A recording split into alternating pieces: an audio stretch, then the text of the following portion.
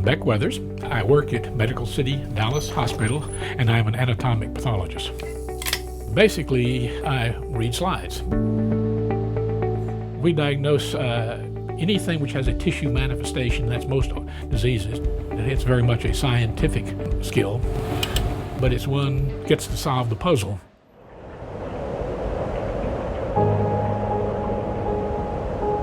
I had the misfortune of being on Everest in 1996 at what was at the time the deadliest day in the mountain's history.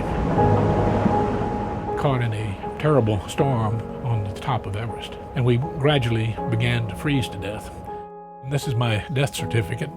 This is a fax that was received by my wife. It states basically that I've died. It tells where I am on the mountain.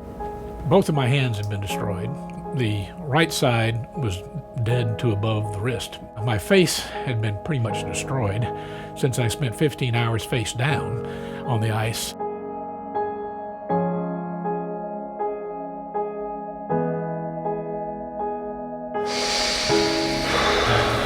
I thought the movie was done as well as it could possibly be done to tell this story. The story is very complex. It has a lot of characters, and the commitment that they made, which was to make it as realistic as possible.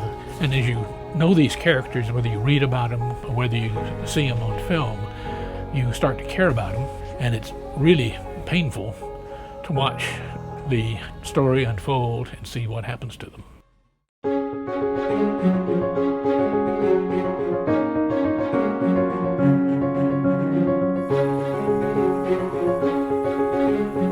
Over months, we managed to rebuild a nose upside down on my forehead, and then gradually we got it to grow in the middle of my face.